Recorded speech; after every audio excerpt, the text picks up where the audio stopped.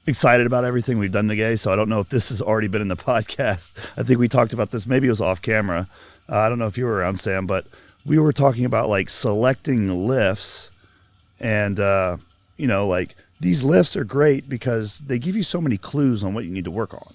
Yes, they do. You know what I mean? So it's like They the require- bent press, I'm like, holy shit, like this, especially this area for me. This area on the bent press, like that is my problem.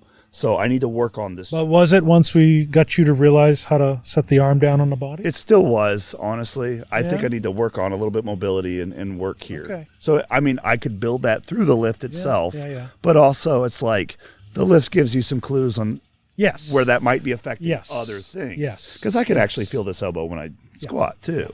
Just this elbow. Yeah. So it's interesting. But a lot of people shy away from complicated lifts like that because they just want to, I'm going to do my curls and then my push downs. And I was like, okay, yeah, for building muscle, I get it. But to a certain point, like if you're really just locked in like isolation land, you're going to have a lot of problems downstream, in my opinion. It's harder to incorporate because your body's like, okay, I know how to do this one thing in a very small range of motion, very specific.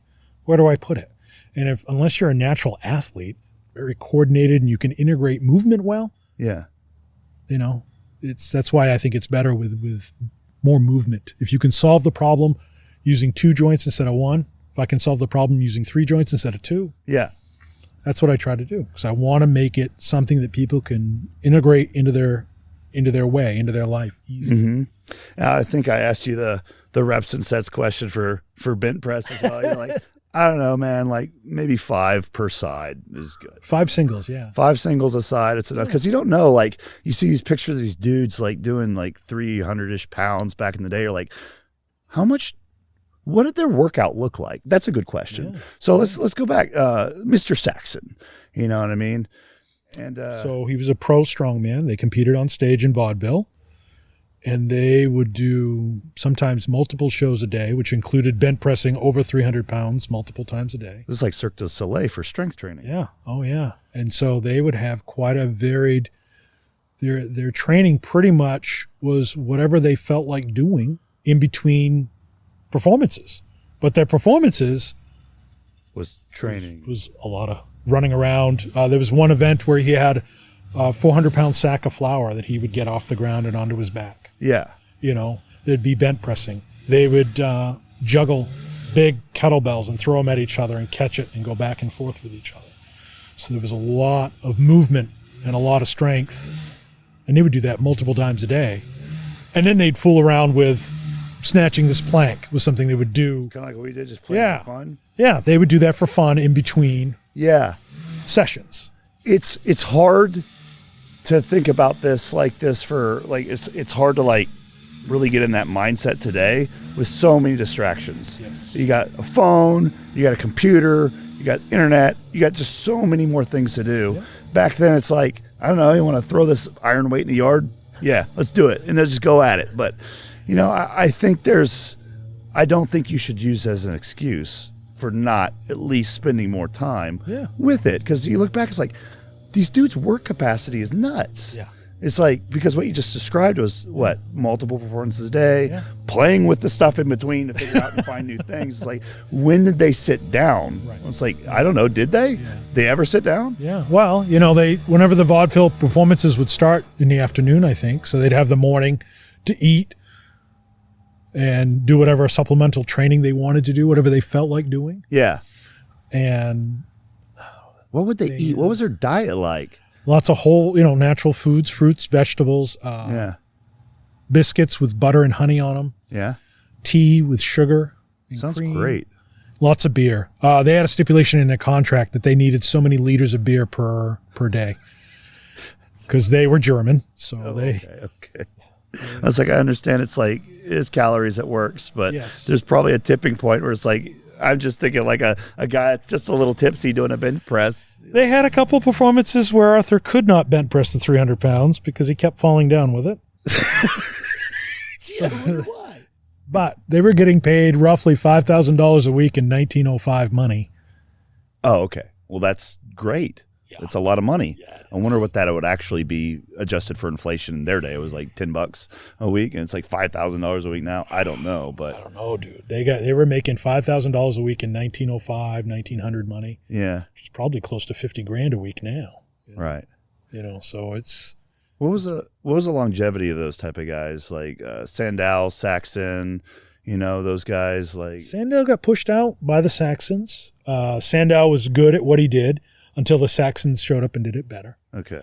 So Sandow's like, well, I got a great looking body. I'm going to capitalize on that. Oh, interesting. So he actually went in the dirt. I don't know much about this. He actually he prioritized that then. He wasn't. He just didn't build that body by doing the bench press, which I think was most people think. He did. He had the world record on it. He was doing 270. And so it did help build his physique, but there was a lot of other work that he did that built the physique. He could do pull-ups with either thumb or any of his fingers, all 10. One finger, one digit.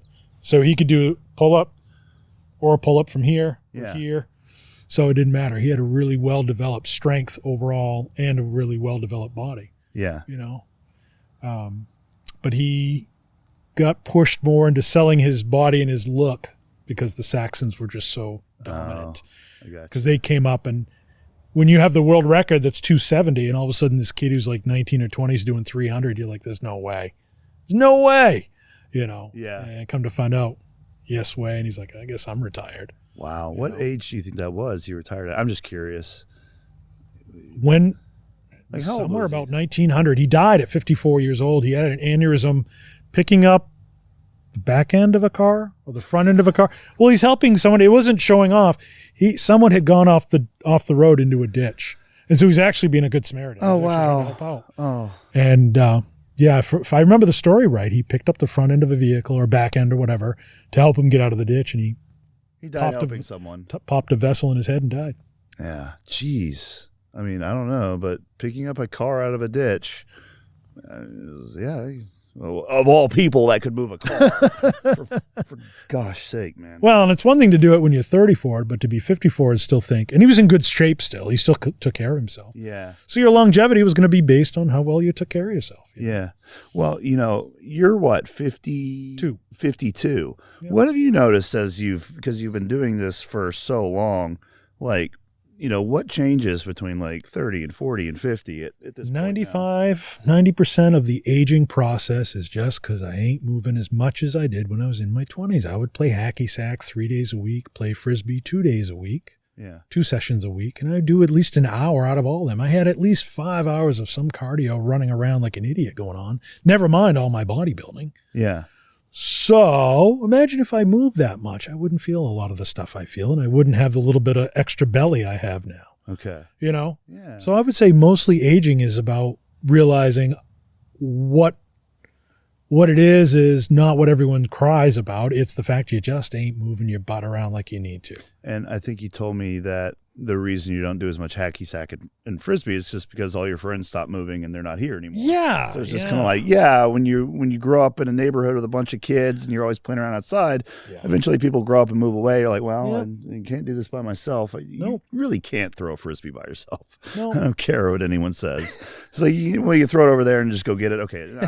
You throw it over there. Well, I could lift these iron things. They don't. I don't have to go chase after them. Right. Yeah. So that makes a lot of sense. It's just movement is. It's the number one thing, dude. I just think about how much movement you did whenever you were the most active in your life. Do half that for like 3 weeks, and you're gonna go, oh, it ain't aging. I'm just being lazy. I'm just not getting off my duff and getting stuff done. Mm-hmm. And that's what I've had to get myself to do is go out there. Go move more. Go move more, You do spend a lot of time outside training too, Yes, I though, do. because I feel like a lot of people don't spend enough time outside. Yes. I think the circles I've kind of mixed myself in, I've kind of gotten the idea is like being outside is like there's more to it than just like sun exposure and there's a lot going on. Oh, the air, especially in the wintertime. Yeah. I know people think it's crazy, but if there was one time I wouldn't give up training, it's the winter because the air is dense. It's clean. There's no bugs. There's no pollen. Your recovery is faster because you get all this dense, clean air you're taking in. Yeah. So It's interesting you said that. My dad is an ultra stamina athlete, so he's like 70, and he's been running since he was 27, and he's talking about like a guy that's done 100-mile races. Yeah. And this man, Ask him if he knows about Ted Corbett. okay, I'll have to ask him about that, but he's the father of ultramarathoning in the United States. he probably knows who the guy is. Yeah. But with the cold weather thing, I asked him, he likes running in cold. I said, well, how cold? He said, the colder the better. Yeah. He says the best race he ever ran was like -10 or something. Oh, yeah. And he'll go out there like shirtless. Yeah. And it's just like, he just heats up. It works. Your body knows what to do, man. It's going to protect number one. And it's like, fine, more blood to the surface. Fine. You don't need it in your brain anyways, because obviously you're not using it. We're in the cold. So, it's like when I train in the winter, if you come over and it's snowing out, you'll see my hands are red from all the extra blood. Yeah. And the snow is melting on my hands because they heat up. Who knew? Adaptation, Yeah, what a funny thing. Yeah. I think the body adapts in ways that people don't even think it does. Yeah, like they only think of the ways they think about it, but like the body can do a lot of weird things. Do you ever get to an age that you can't get a suntan or a sunburn? No. So what makes you think you won't adapt to strength training ever? Yeah. Your body is always trying to keep you alive. Right. It's always trying to keep you alive by being adaptable. Right. So it's just funny to me. The answers are there. It's just pretty simple. And Yeah. It's because of age. No, it's not because of age, pal. Maybe 5% of that is that. Get moving. I feel it's that way with like movement as well. And again, with the language, like I did an experiment where I trained every day for a year. Yeah. And the conclusion was it was a really bad idea. I would never do it again. But then like now I'm actually training every day. This is like 5 years later. So that was back then. I'm like, no. I think it was just the definition of it. It's like, no, movement, training, like everything. Like I'm always doing something. It takes us a while. Do that every day. Well, it takes us a while to drop the baggage that we've been carrying, dude. Yeah. We can think we dropped it. I trained 3 years without skipping a day. Yeah. But you got to drop your baggage. You got to, you can think I'm dieting, but that stuff you're sneaking in. You're like, no, when you're dieting, because then, there's a certain bit of misery and hunger that goes with that. Right. But you're kind of proud of yourself because you're getting it done. Yeah. That's not there when you're dogging it with your diet. Right. It's just being honest. Yeah. I mean, if you don't look out for you, who else is gonna? Yeah. So you got to just be honest about it. I don't know. It's just funny to me. It's just, we try to overcomplicate stuff it's so complicated that I can't figure it out. No, it's not. Yeah. You're not excused. I think the other thing about excuses and people complaining about things too, I thought about this and I don't know. I think this logic kind of works, but when you have someone who has an issue, like doing something that's really not the best thing for them, but they're like, but they don't have a problem with it, then it's usually not really a problem. It's the person's like, oh, I'm overweight and I'm so fat. And it's like they're complaining about it, but it's like, then do something about it. And but I can't because of this, this, and this. But you got a guy who's just like a little bit overweight. It's like, I know I am. It's fine. I don't care. Yeah. Like, it'll be okay. Like, if they're not making excuses and not complaining about it, then it's like, I guess it's not a problem. You know what I mean? If you're happy, you're happy. Yeah. And that's fine. Right. It's kind of goes back to the guy that thought he had the gumption to get the 800-pound squat. Yeah. Got to 600. Nope, I'm happy. I'm good. I'm not going to regret that I didn't go any further. If you can make that deal with yourself, good for you. I love that story. I think I don't hear enough about that. People are always like, unless you're growing and getting better, you're dying. It's just like, but there's, life is very dynamic. It's not so black and white like that. But if you've reached for the gold ring and you didn't make it, but at least you gave it a shot and you really gave it a shot. You really, really tried and you can honestly say it's not worth it to me. Yeah. Good for you. Go find that thing that is worth it to you. Stop wasting time out of guilt or whatever. Right. Great. Now I know this isn't the thing for me. Now I can go find over here. Okay, maybe it's over here. Maybe it's over there. I think I might be mistaken in this, but I've heard a story that Ben Pakulewski, bodybuilder. Yeah. Obviously really good. He's competed on the top level for years. I think at a certain point, I think the story goes, he realized like, you know what? I don't like this. So he stopped. and that was it. Look at Rich Piana. And now he just teaches people stuff, but it's like he's not doing that anymore. It's like, how come you're not competing? He's like, meh, I just don't want to do it anymore. I don't like Rich it. Piana won Mr. California and realized, he said, it's just not going to happen. Yeah. This is not how I'm going to make money. Right. I'm not going to go any further. And he's laughing all the way to the bank, dude. Yeah. I think people forget, like, life is like a mixture of things. And it's like, we were talking about this just a moment ago, where it's like, imagine if you're a 600-pound squatter and, you know, you do a lot, you really like flexibility training and you like stretching and you feel good and it's add a lot to your life. Yep. And someone told you, like, hey man, you're doing too much stretching, you got to stop.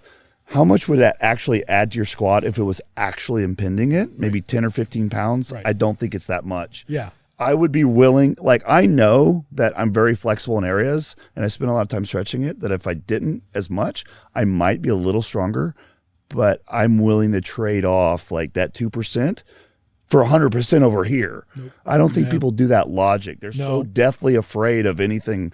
Like ice baths is another example recently. I think they feel great. Yeah. I love them. I think they're fun. I think it's cool. It's good for your mindset, but everyone is still like talking about like ice baths impeding hypertrophy. Like, how much is it really hurting your muscle growth, guys? Like, come on. Like, you got to be a little bit more dynamic. If you're doing it because you really enjoy it, yeah, it's not going to hurt. It's not going to hold you back at all. I really don't think it is. How many, do you know how many businesses, do you know how many athletes, successful athletes, are people that succeeded by doing all the wrong things, but they just loved it? Oh, yeah. There's that guy, years ago, there's a guy that senior year in high school, he takes an SAT, and they accidentally screw up his results, and they give him this stupid good result. And he goes, I had no idea I was brilliant. So he goes to the bank, convinces them to give him a loan, and he starts a business. He becomes a successful businessman. 2 years later, they figure out the mistake and say, no, you're actually an idiot, according to the SAT. Whoa. He's like, oh. He's like, I never would have done what I did, except I got that one time that somebody in my life said, you're actually got a lot of potential, kid. That test told him. This is so much. Isn't that awesome, though? Yeah. I love stories like that where that kid had no reason to become a successful businessman. None. Otherwise than that one moment. Right.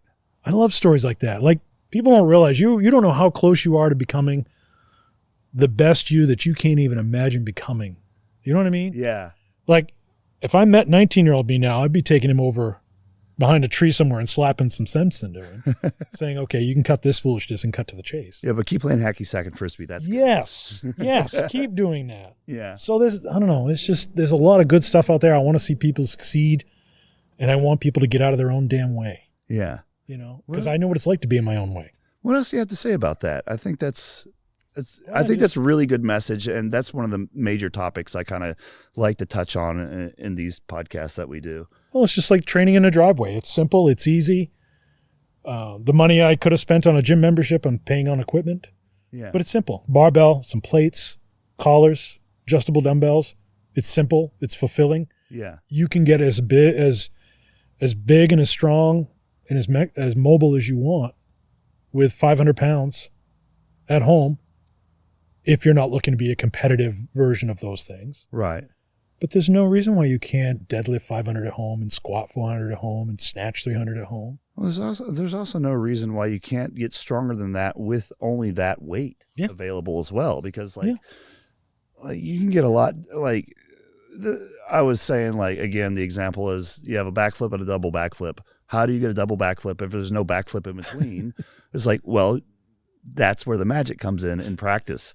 Like, you get really good at this one thing, and it changes your whole perception of training. You were going to just say, do it off a cliff. Yeah, you could do that. You'll find a way to make it work. Guys, you got to follow James on Instagram. You got any other places you want people to check out where your stuff is? Because Instagram's going to be the best. Okay. TikTok's a little too abrasive for me. I've tried it, and it's just like YouTube comments on steroids. Dude, I don't even have a TikTok account. Are you writing a book? You said you were writing? I'm writing a book on bicep health. Yes. Okay, bicep health. Yeah. Okay, well, I don't want what you do to be lost to time. So if you're considering writing a book about any of the things, then I'm going to be on the pre-order immediately. Okay. So just give you a little. And you'll be the model for the bench press. Little encourage. I can come out here. Model bench press. I'll wear slacks and a t-shirt and a belt. I'll have a mutton chop, so I'll look like a guy from. And we'll wax the mustache. Yeah, it'll be 1890. Old time strongman. 5. But thanks, James. So much. Thank you. Yeah.